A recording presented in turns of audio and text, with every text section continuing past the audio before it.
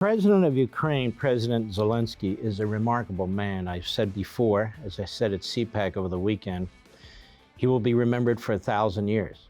Most of the other players here will not, or if they are remembered, they won't be remembered well. Whether it's Putin or Biden or all the rest of them, this man is a real statesman. He's a real leader. He's a hero. And he's holding his country together, which is under attack, obviously, this onslaught that's taking place, and they are fighting so courageously. I just wish we had had a president who would have armed them up, muscled them up before this attack, which was so predictable. They're using ground-to-air missiles and other equipment that they have that was given to them mostly during the Trump administration, but very little during the Biden administration. And even now, when you see the sanctions and you see military equipment coming into the Ukrainians, it's late, but better late than never, I suppose. It's not the United States leading the way. It's European countries and other countries leading the way. I said the other day, and apparently it was so popular that Stephen Moore regurgitated it. I said the other day that Biden has sanctioned the American energy industry and oil companies more than he has sanctioned the Russian energy industries and oil companies. In other words, he hasn't sanctioned them at all, but he has put the clamps down on us. Just imagine if we were able to produce as much natural gas and oil as we possibly could, not where we were before, an energy independent, but even more. What a national security tool that would be. We could sell it to the Europeans who wouldn't need anything from the Russians, let alone the Saudis. And it would drive the price down. It is the main, if not the only significant resource that the Russians have, that and their vodka, but you know that. And the point is, it would make it very difficult for them to fund their army or their economy. It would be a great tool to bring that country down. This is exactly what Reagan did to the Soviets. He outpaced them. He outspent them. We used our technology. We used our wits. We used the engine of capitalism to defeat communism. We could use the engine of capitalism to defeat fascism, too. But not when we have a moron in the Oval Office who is so committed to the American Marxist ideology, including so-called climate change, which is a degrowth movement. It is a tool that is not available to us. But I want you to hear what the Ukrainian president had to say, at least part of this, his address to the European Parliament. As I speak, the European Union has just admitted, under emergency processes, Ukraine into their union. Isn't that correct, Mr. Producer? They fast-tracked the application. They're fast-tracking the applications. It's only a matter of time. On the other hand, I'm reading reports that some of the countries that had promised jet fighters to the Ukrainians have decided no, they've changed their minds, including Poland and some of the Baltic states. I don't know what that's about. I certainly hope it's not Biden and his lack of a brain trust telling them to tamp down. We don't want to, upset the Russians after all. And I'm very concerned that Putin is very furious and angry right now that he hasn't taken Kiev and they haven't found the Zelenskyy.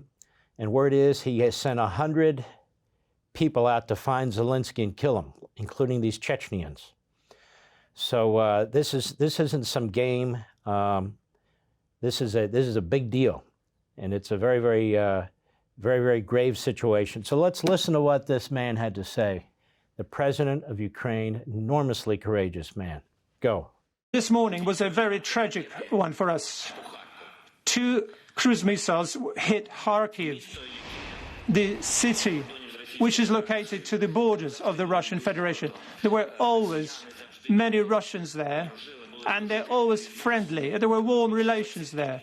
More than 20 universities are there. It's the city that has the largest number of universities in our country. The youth is bright, smart there. The people who gathered there all the time and was gathering there all the time for celebrating all celebrations on the largest square in our country, the Freedom Square. And this is the largest square in Europe, and that's true.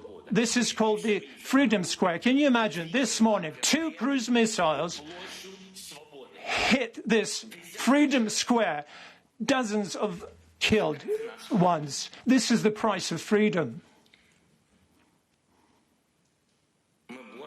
we are fighting just for our land and for our freedom.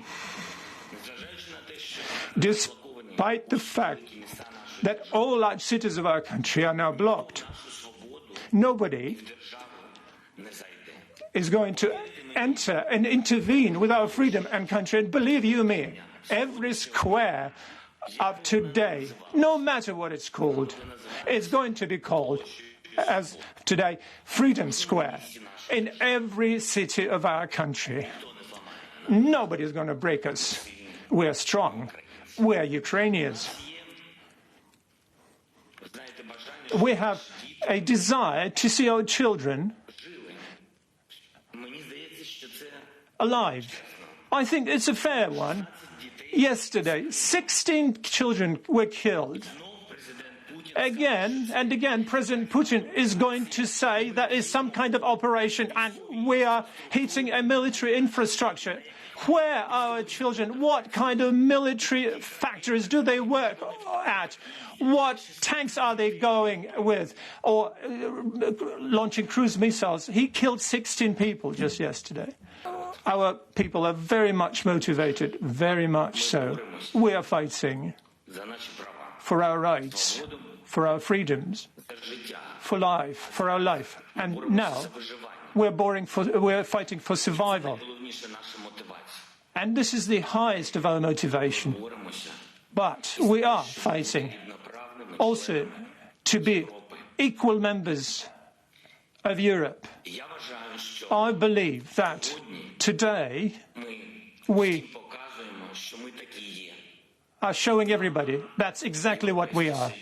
The European Union is going to be much stronger with us, so that's for sure. Without you, Ukraine is going to be lonely, lonesome. We have proven our strength. We have proven that, as at a minimum, we are exactly the same as you are. So do prove that you are with us. Do prove that you will not let us go. Do prove that you indeed are Europeans. And then life will win over death, and light will win over darkness. Glory be to Ukraine.